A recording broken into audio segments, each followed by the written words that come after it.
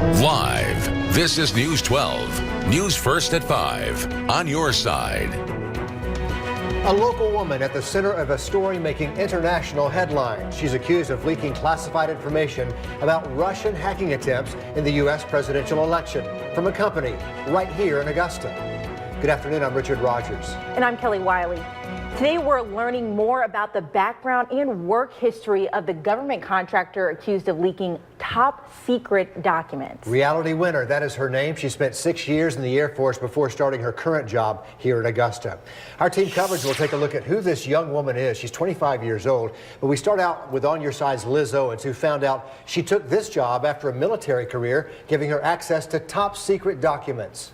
That's right, Richard. Well, the Air Force tells us Winner was a cryptologic language analysis, which means she identified foreign communication using signal or satellite equipment. And from there, she went to Pluribus International in December. Now, we don't know exactly her job title there, but we do know she started working with the company as soon as she got out of the military. Pluribus International is a federal government contractor and offers intelligence services to the Department of Defense. This is likely their biggest, if not only, client. They've held contracts with the DoD for at least a decade. One of their intelligence services is language translation, transcription, interpretation, and analysis. Its website states our rigorous qualification screening and detailed interview process ensures that our linguist and language-capable analysis meet or exceed our defense and intelligence community clients' demanding requirements. Pluribus's website further mentions some of the languages it specializes in, one of them being Russian. Winner is accused of leaking top secret documents about Russia's involvement in the 2016 presidential election. Now, the exact complaint against Winner is gathering, transmitting, or losing defense information. If found guilty, Winner could face up to 10 years in federal prison. On Thursday, she'll go back to federal court to find out whether or not she'll be granted bond. We should point out, as a linguist, she knows several languages, apparently, yes, including Farsi. But do we know what kind of information she actually had access to, Liz? No, all we know is of the documents that she's accused of leaking. The DoD and NSA, of course, are very tight-lipped about anything like this. They're not commenting on what types of files she may have had access to, as well as if she had possibly leaked anything else. Just no comment from them. Thanks for digging into that today, Liz. Looking closer at this document Winner's accused of leaking includes a classified memo that seems to corroborate earlier reports that Russian hackers got access to voter information in states like Florida, Illinois, and Arizona. Intelligence officials say while Russia did get access to some election systems, they say no votes were affected. We've also learned she spent 6 years in the Air Force between 2010 and 2016. She left as an E-4 senior airman with that cryptologic language specialty. And Winner was last stationed in Fort Meade, Maryland. She also earned the Air Force Commendation Medal. Our team coverage continues with Preston Willett, who spoke with her family today. Preston, what did they tell you? Kelly, shocked and surprised. That's really the feeling that anyone close to Winner or who knew Winner in her life really has to say today. They just are shocked and surprised that she could do anything like this, including her stepdad, who I talked to earlier today at her home here in Augusta on Battle Row, right down the street from Lake Olmsted. And really just a lot of surprise today. Her stepdad, Gary Davis, told me Reality just moved to Augusta in December after separating from the Air Force. He says she was arrested on Saturday. Neighbors say they saw 10 to 12 unmarked cars outside her home on Friday, though, afternoon. And Davis and his wife are shocked and just trying to talk to her. They haven't really heard from her throughout all this since she's been arrested. Obviously, by now, a lot of people know her from her social media accounts, which Davis says don't really accurately show who she is, saying she is a patriot first and foremost. But from there, her Instagram, you can gather she works a lot. She works out a lot, and we talked to the co-owner of her gym, Epic, in Augusta earlier about how they heard the news. I was working when I got a text about it, so obviously I was shocked, but that's the first time I heard anything about it. Now, a common characteristic everyone is using today is quiet. She's very quiet, but also very easy to talk to. Now, her stepdad, both he and his wife are dealing with a lot of emotions right now, but they say they do expect to talk on camera soon, maybe tomorrow. There has been some talk about maybe they were talking in Atlanta tomorrow. But right now, they are still here. They are planning, though, to leave a little bit later this afternoon to go to Atlanta. But they say there's never any indication that their daughter would do something like this. And probably so much to take in for them. But Preston, it seems like you've been able to talk to a lot of people who knew her. Did they say anything about a change in attitude? No, and really one of the things that they've said about her is she's consistent. She's very consistent in her routine, whether it's going to the gym or whether it's coming home at night. But really, there might be one social media post, her last Facebook post, and we're going to get into that a little bit more at 6 o'clock, but it was the last social media post just a couple hours before she was arrested.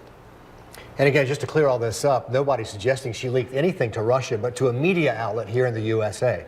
Exactly, but still not a great thing to do there. People are watching her. A career ender, no matter, and sure. federal charges, we should also add. She's facing time in federal prison for this. Right. Coming up here at 6 o'clock, we'll have more on the company where Reality Winner was working here in Augusta. We're also going to learn more about her life outside of work, including, as Preston mentioned, social media. She does not appear to be a big fan of the president. So we'll have a lot more to do as we dig into this story. Kevin.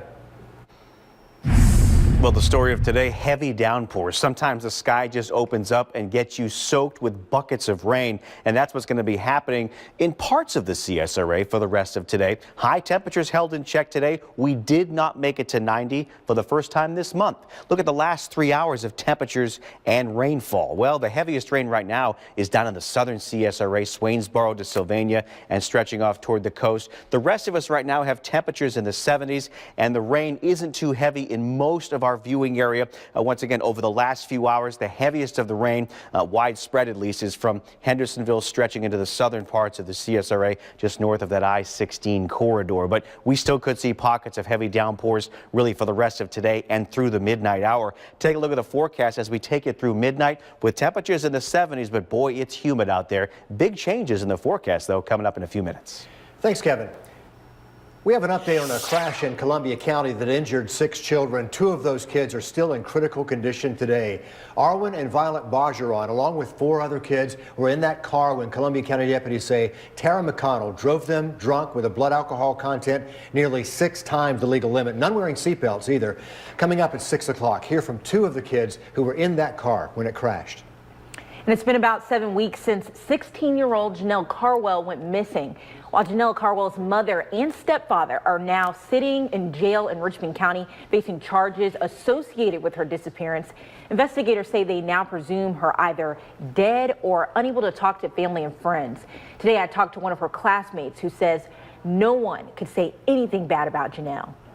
She used to always smile and be quiet, and we never really would have thought nothing. We thought it was just, like, okay, she missed it. She ran away. She left because she was going through something, but she'll be back. But she haven't came back. Only been 2 months. Coming up on News 12, NBC 26 at 6 o'clock, why Thomas says Janelle was something of a mystery. A Florida woman is defending her parenting after she posted a video of her on her Facebook page showing her letting a snake bite her 1-year-old daughter. In the video, you can hear the child cry and you can hear the mom laughing in the background. Ryan Smith explains why the mom says she wasn't hurting her child. A teachable moment or dangerous lesson.